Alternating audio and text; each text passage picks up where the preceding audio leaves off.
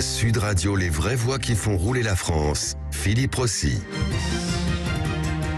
Les vraies voix qui font rouler la France avec Mobility TV, c'est juste à 20h comme chaque jeudi. Et avec vous évidemment 0826 300 300 pour débattre avec nous autour de la voiture et de la mobilité. Allez, je vous présente sans plus tarder nos experts, nos vraies voix ce soir. Philippe Boucly, président de France Hydrogène, bonsoir. Bonsoir. Bonsoir à vous Jean-Baptiste Chouamet, directeur général d'Elogène. Bonsoir. Bonsoir Jean-Baptiste.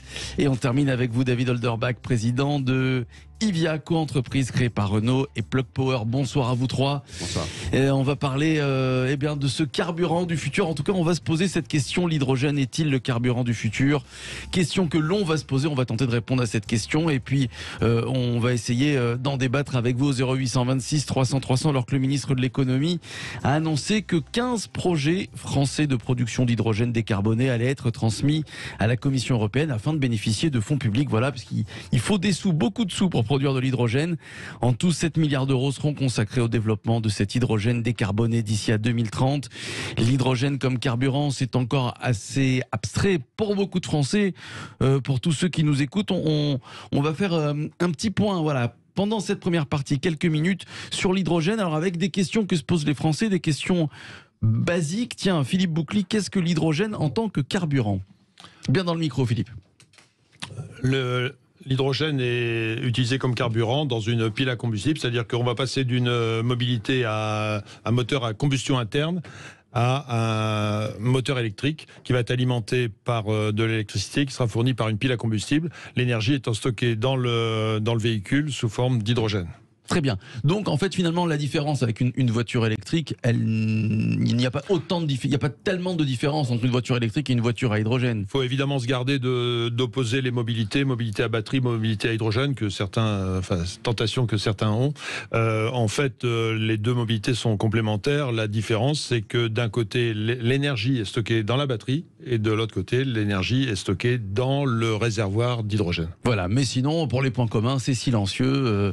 Ce n'est pas polluant. Il faut évidemment des stations pour recharger les voitures. Le véhicule à hydrogène, c'est le meilleur des deux mondes. C'est-à-dire que vous avez à la fois le confort d'utilisation, c'est-à-dire une recharge très rapide en quelques minutes, une grande autonomie, 500, 600 km, 700 km, et dans le même temps, pas de pollution, c'est-à-dire silencieux, pas de rejet de particules, pas de rejet de gaz carbonique, pas de rejet d'oxyde d'azote. Alors, c'est le meilleur des deux mondes. Bon, très bien. Comment on produit l'hydrogène? Puisqu'on dit que l'hydrogène, il faut investir beaucoup d'argent, ça coûte cher. Alors on va y revenir, ça coûte cher, mais sur le long terme, ça va devenir rentable, ce carburant. Comment on produit l'hydrogène? Et juste après, avec vous, on va revenir sur cette question. Jean-Baptiste Chouamet, directeur général d'Elogène, puisque vous utilisez l'électrolyse et vous allez participer à un des projets pour produire de l'hydrogène. On va en reparler dans quelques instants avec vous. Actuellement, l'hydrogène est essentiellement un produit chimique. Un produit chimique qui est utilisé dans le raffinage, qui est utilisé dans l'industrie des engrais pour faire de l'ammoniac et ensuite des engrais, et dans la chimie.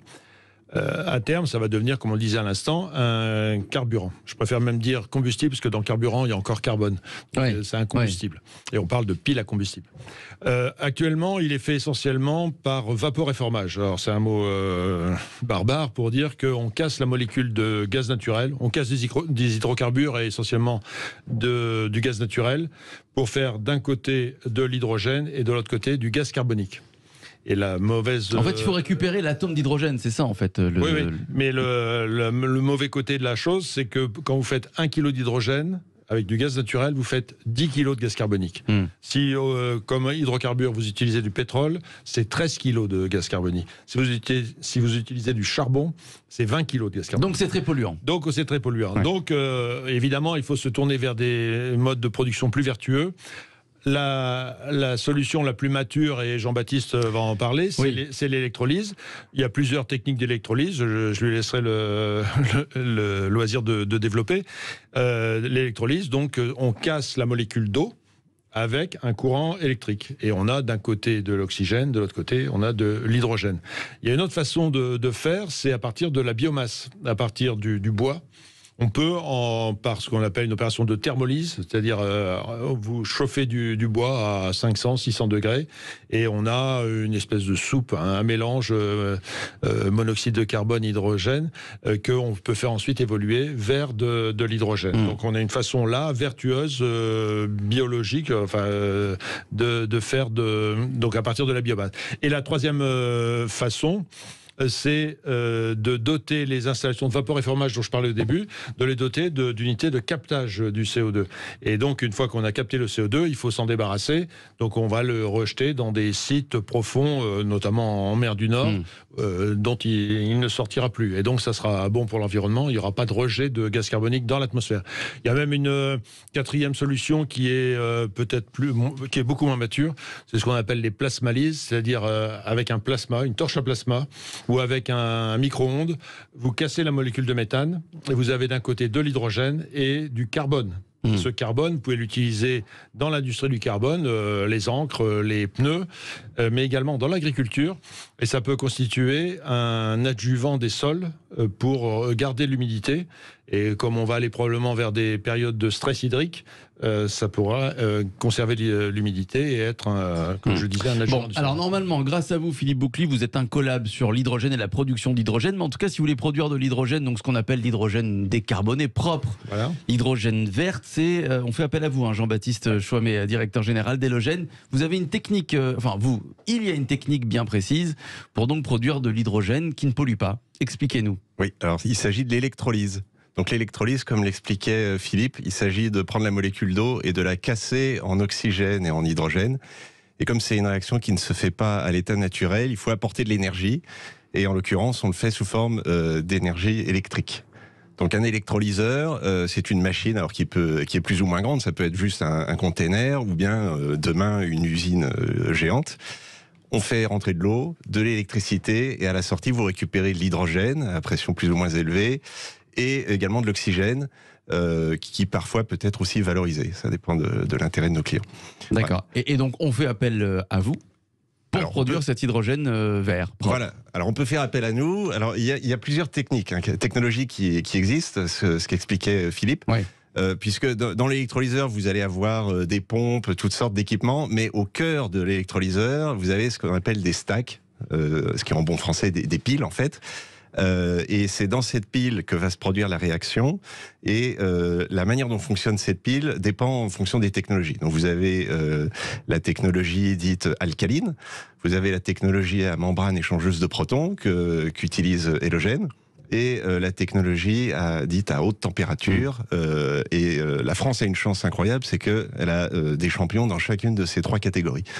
Bon, alors, vous savez tout sur la production d'hydrogène, évidemment. À quoi va servir ce carburant?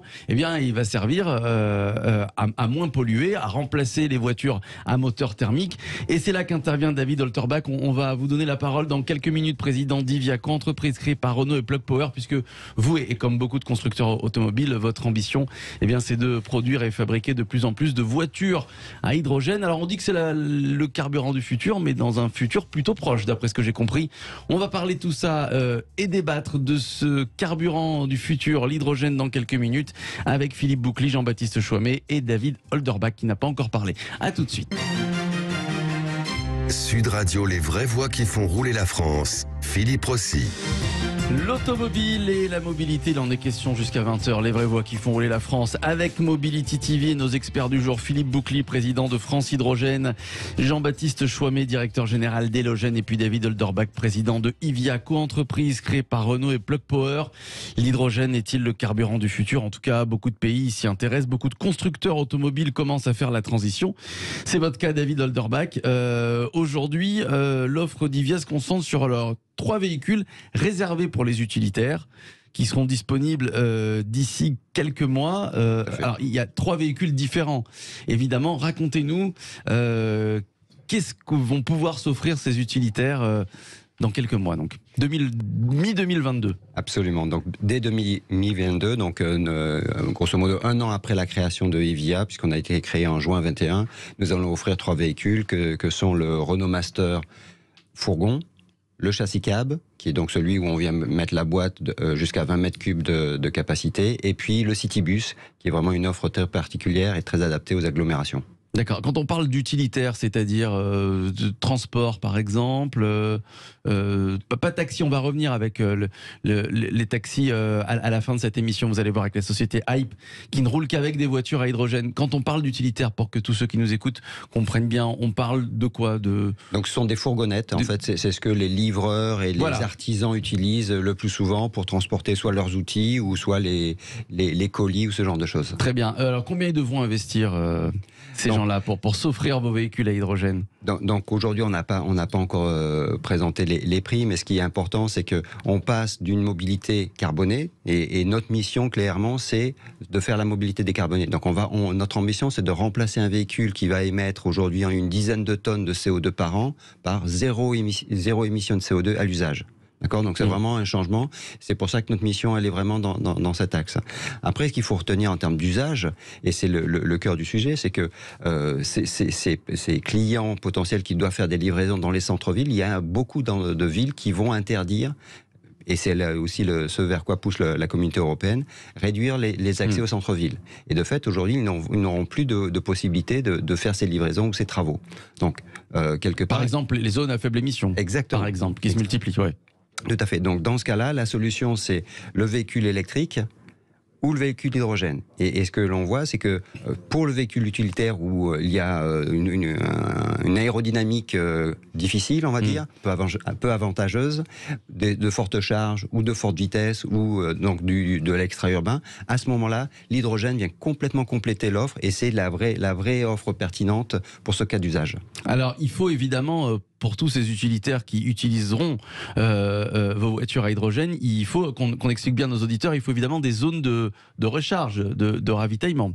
Parce que comme on fait son plein, on fait son plein aussi pour une voiture à hydrogène. Absolument. Comment ça se passe? Est-ce qu'il y en a beaucoup aujourd'hui? C'est clairement une vraie difficulté aujourd'hui, et donc c'est pour ça que le programme que la France veut développer, ainsi que la communauté européenne, sur le développement de l'infrastructure de recharge est essentiel. Et donc, c'est important de savoir qu'effectivement, avec l'hydrogène, en quelques minutes, on peut faire son plein. Donc, on n'aura plus le problème de faire la queue pour recharger son véhicule électrique. Hein. Donc, ça, c'est en quelques minutes, on fait le plein. Donc, la problématique de l'autonomie, on peut l'oublier. Vous faites 400 km le matin, vous pouvez faire 400 km l'après-midi. D'accord. Et la deuxième chose, c'est que IVIA aussi s'inscrit non seulement dans la mobilité, donc on a parlé du master, mais aussi dans l'approvisionnement des stations de recharge, de l'hydrogène, voire de l'électrolyseur comme Elogène. Et donc, on peut, selon les clients, faire un diagnostic précis en disant vous avez suffisamment de véhicules ou pas, ou est-ce qu'il y a une station à proximité. Et donc, on peut fournir les voitures, la station, l'hydrogène. Très bien. Philippe Boucli. Nous considérons qu'à l'horizon 2030, il nous faudrait de l'ordre entre 1000 et 1700 stations pour donner un confort aux utilisateurs. Ça va, mais en France, au niveau national. Au niveau national. Et ça va résulter notamment d'un règlement européen qui va obliger à mettre des stations de recharge tous les 100 km sur les autoroutes et puis également dans les agglomérations. Donc ça, c'est déjà un premier dispositif. Et puis, il va falloir renforcer... Bien près du micro, Philippe. Il va falloir renforcer dans les métropoles, dans les agglomérations, de façon à donner ce confort aux artisans, aux pompiers, aux ambulanciers, enfin tous les usagers et utilisateurs des véhicules de David. 1700, à quel horizon? 2030. 2030. C'est jouable? 1700 à l'horizon 2030? Oui, tout à fait. Alors, nous menons actuellement les études pour voir où il vaut mieux les installer. Donc, compte tenu des schémas d'approvisionnement en hydrogène, puisqu'il va falloir les alimenter en hydrogène, compte tenu de la disponibilité de l'électricité sur le réseau à tel ou tel endroit. Donc, c'est une optimisation à faire, mais c'est en cours. David Alderbach, combien ça coûte de recharger sa voiture à hydrogène? Donc aujourd'hui, l'hydrogène auquel on a accès n'est pas très compétitif. C'est autour d'une 12 à 14 euros du kilo.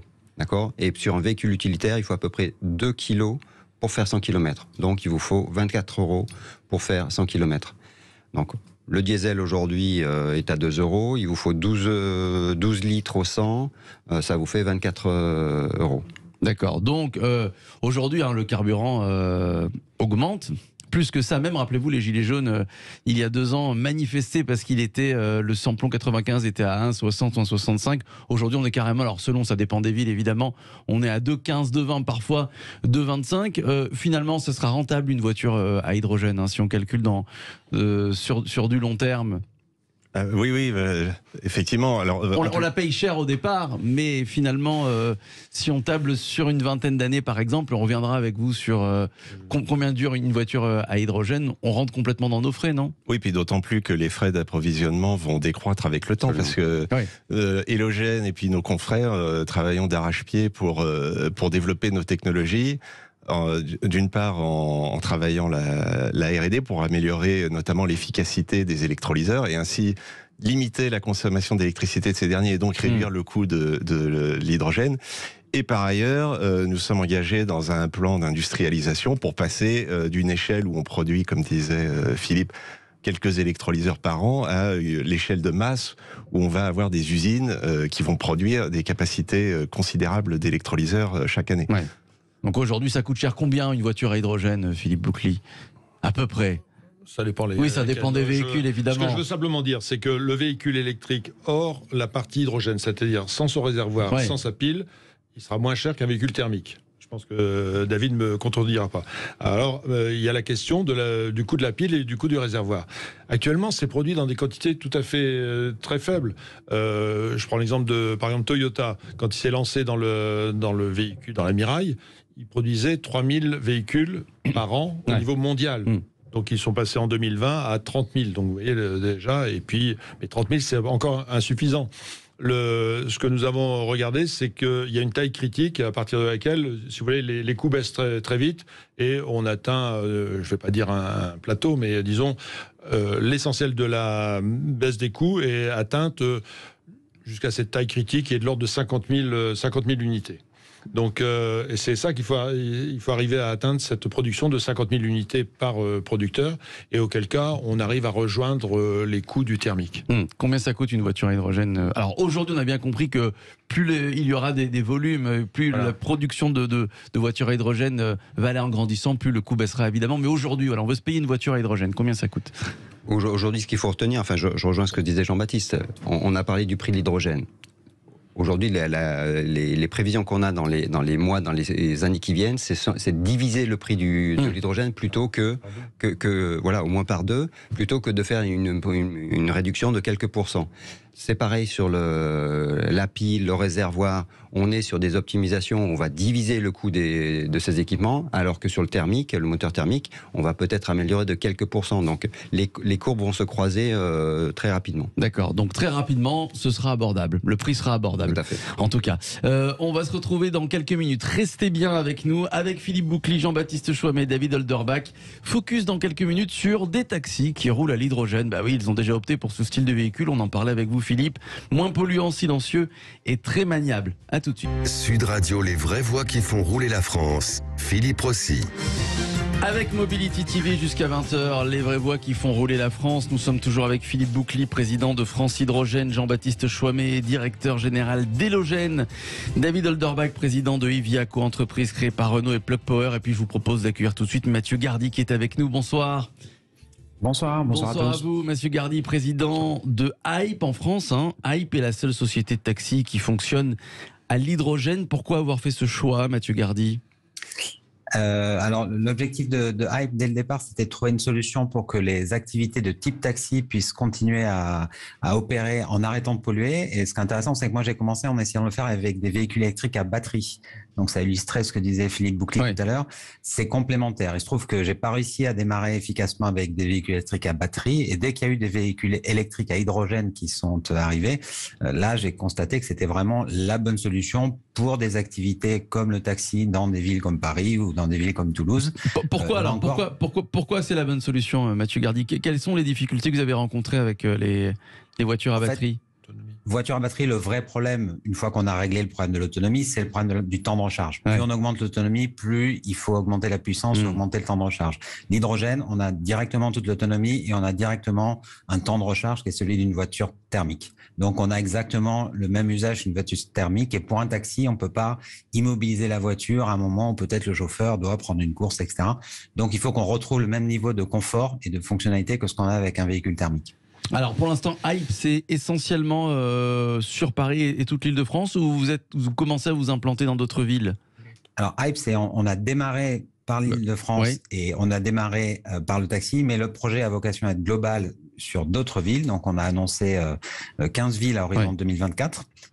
Et puis, on a annoncé aussi le fait on démarre par le taxi pour aider aussi d'autres usages pertinents à pouvoir avancer plus rapidement, donc notamment les utilitaires dont on parlait tout à l'heure. Très bien. Alors pour qu'on essaie de bien comprendre, et d'ailleurs ça va être un avantage pour la voiture à hydrogène, le plein aujourd'hui est à peu près 2,20 €, 2,30 €. Si vous aviez des voitures thermiques, est-ce que vous répercuteriez le prix de l'essence qui augmente sur le tarif ou pas? Non.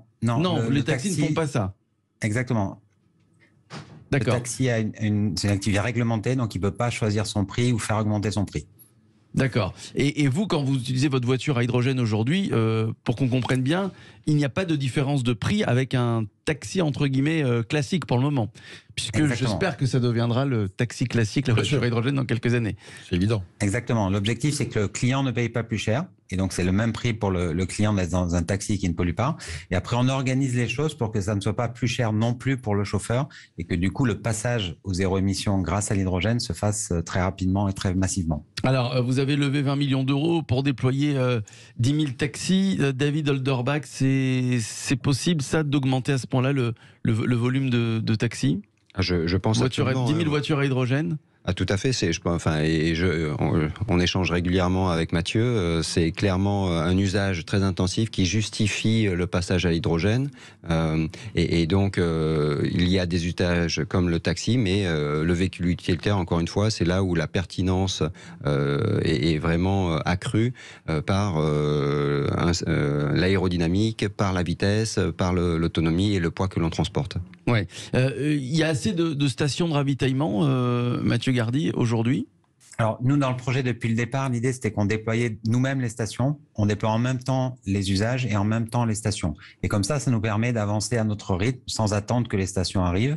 Et c'est aussi là que ça permet de faciliter le passage des autres usagers, parce qu'une fois qu'on a déployé des stations pour les taxis, les stations sont aussi là pour les utilitaires, pour la logistique, etc. Que disent les clients? Quel retour vous avez de ceux qui prennent qui roulent dans vos taxis, dans vos voitures à hydrogène? Est-ce qu'ils s'en rendent compte tout de suite déjà? Alors, ils montent à Paris, elles ont un covering un peu particulier, donc on les voit, mais sinon ils montent par hasard, ils cherchent un taxi, ils prennent un taxi, ou alors ils le réservent sur l'appli, mais ils montent souvent par hasard. Après, ils se rendent compte qu'il n'y a pas de bruit, ils se rendent compte que, accessoirement, en ce moment, c'est vraiment des véhicules haut de gamme.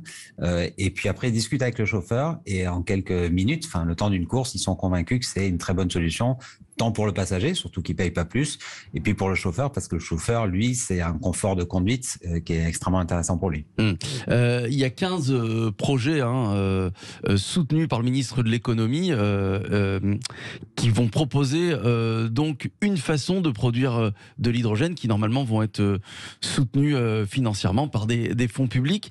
On est à quelques mois, à quelques semaines maintenant de l'élection présidentielle. Philippe Boucly, qu'est-ce que vous aimeriez dire aux candidats qui se présentent et qui, c'est vrai, ne parle pas beaucoup de la voiture en général dans cette campagne? On n'a pas beaucoup entendu parler de la voiture, encore moins de la voiture électrique ou de la voiture à hydrogène. Je dirais qu'on a là, avec l'hydrogène, une solution tout à fait efficace pour les mobilités professionnelles, c'est-à-dire les véhicules utilitaires légers, tels que ceux que David développe, les taxis, tels que ceux que Mathieu développe également sur Paris et dans d'autres villes, et puis également sur tous les transports lourds. Donc on a là des solutions.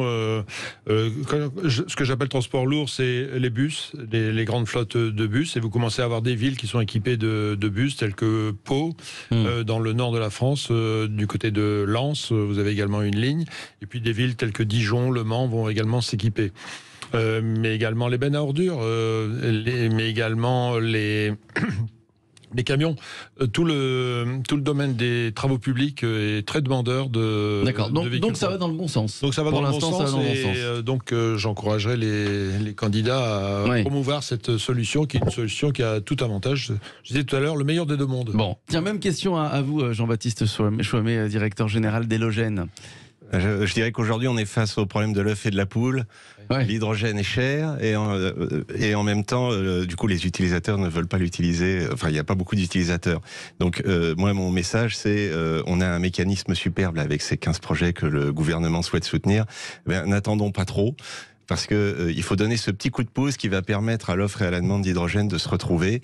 Et voilà, ça prend quand même quelques années de construire une usine et de pouvoir offrir ces solutions compétitives. David Holderbach. Ah, tout à fait en ligne avec ce qui vient d'être dit. Hein. C'est clairement aujourd'hui, c'est un processus qui est en cours. Hein. On a été présélectionné, donc c'était une très bonne chose, mais il faut effectivement qu'on arrive au bout de cette démarche rapidement pour que les écosystèmes se mettent en place et qu'on aide nos clients à passer le pas.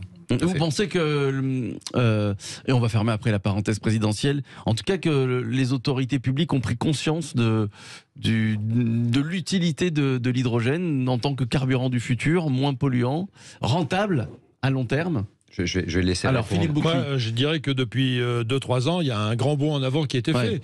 Si vous vous souvenez des propos de Nicolas Hulot le 1er juin 2018, quand il annonce son plan, il dit on va mettre 100 millions dans la filière hydrogène dès 2019.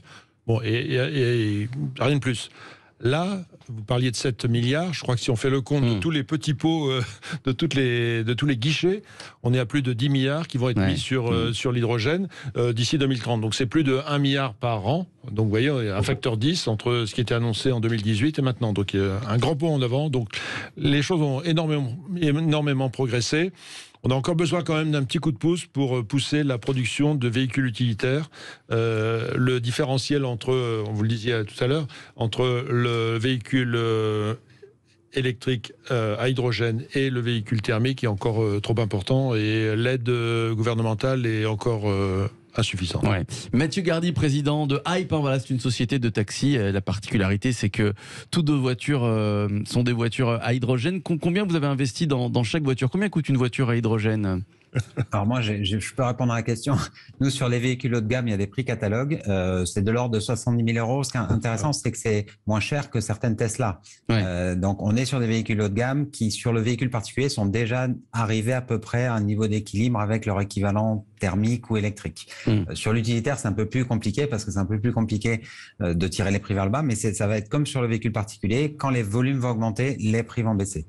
Donc, il faut investir maintenant pour faire grossir les volumes sur les véhicules, sur les stations, etc. Et on sait que mécaniquement, les prix vont baisser. Mais alors, vous, je ne sais pas comment fonctionne Hype. Est-ce que vous vous en sortez? Est-ce que, par exemple, pour l'instant, sans nous dévoiler les chiffres, évidemment, est-ce que vous avez quelques années où vous vous dites, bon, on va être dans le rouge dans quelques années, mais ça va vite devenir rentable? Comment ça se passe en ce moment pour Hype? Ça se passe très bien parce que nous, on a démarré il y a 5 ans et pour illustrer un peu ce qu'était l'hydrogène il y a 6 ans même, on avait démarré avec 5 voitures. C'était la plus grosse flotte de véhicules hydrogène du monde. Donc l'hydrogène, c'est vraiment quelque chose qui démarre. Nous, on est résolument en train d'investir. On croit à ce marché. Donc, on est capable d'absorber des coûts et des surcoûts pendant un certain temps, le temps que le marché arrive à maturité et que les prix baissent. Et l'intérêt du taxi, c'est que c'est un marché dans lequel on peut, de certaine manière, absorber certains coûts liés aux véhicules et liés aux stations à l'énergie, le temps justement que ces prix baissent.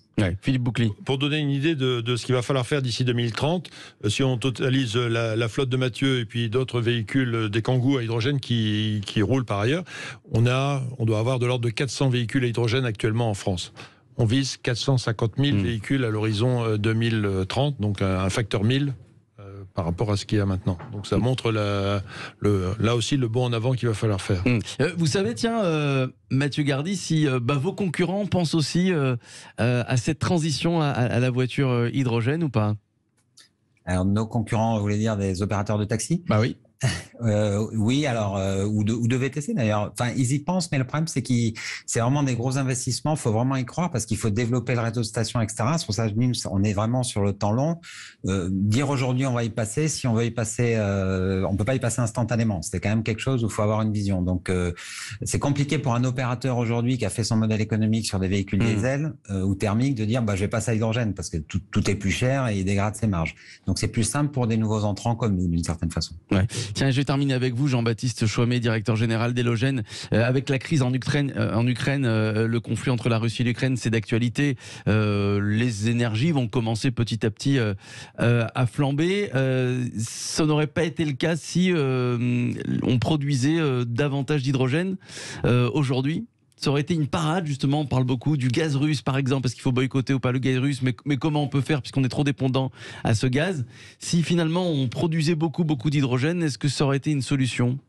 Naturellement, oui, parce que l'électrolyse offre cette possibilité de produire l'énergie localement. Donc on n'est plus dépendant d'un quelconque pays étranger pour importer cette énergie. Le défi, simplement, c'est de développer la production électrique en conséquence. Voilà. Philippe Boucly. Oui, c'est ça. C'est ce que disait Jean-Baptiste. Il faut développer la production électrique propre, bas carbone, c'est-à-dire les renouvelables, éolien, onshore, offshore, photovoltaïque, et puis également le nucléaire. Ouais. Merci à vous tous. Merci Mathieu Gardille, président de Hype. Merci à Philippe Boucly, donc président de France Hydrogène. Jean-Baptiste Chouamet était avec nous, directeur général d'Elogène, et David Holderbach, président de Hyvia, co-entreprise créée par Renault et Plug Power. Restez avec nous dans quelques minutes. Vous avez rendez-vous avec l'équipe des sports de Sud Radio. Le tout orchestré par Alexandre Priam et de la Pro D2 ce soir. Bonsoir Alexandre. Bonsoir les Brévois. Alors, le programme de ce soir. Avec de la Pro D2, le multiplex qui commence dans un peu moins de 3 minutes maintenant. Et puis ce match ce soir entre Bayonne et Oyonnax du côté de Jean Daugé, au Pays Basque. De la Pro D2 le jeudi, parce que demain, il y a ce match entre le Pays de Galles et la France, bien évidemment. Bon, très bien. Il n'y a pas que la voiture dans votre vie, le rugby aussi, Philippe Boucly. Vous pouvez dire non, hein. Il ne se fâchera pas, Alexandre. Je ne vous en voudrais pas. J'ai assisté à France-Irlande et c'était un bon match. Très bien. Bon, merci Alexandre Priam. On vous retrouve dans quelques instants. Voilà la Pro D2 à suivre sur Sud Radio dans quelques minutes. À tout de suite.